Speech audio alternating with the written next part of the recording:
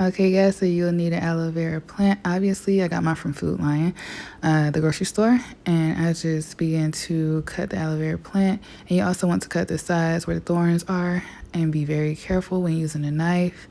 I didn't cut all the way to the end. I just cut right up to the end and took the aloe vera out so I won't slash my hand open. And so you want to cut the sides off and repeat and get the aloe out. And also just be very careful. Like I said, you can use a spoon, but now I'm just getting a wig cap. After I blended the aloe vera, this is how it looks. And we are going to strain it.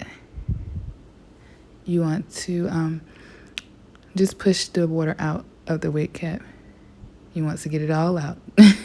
Now you use the olive oil and my carrot essential oil. I'll put about 15 to 20 drops in there and then put it in my bottle. Make sure it has a filter, shake it up, and you're ready to go.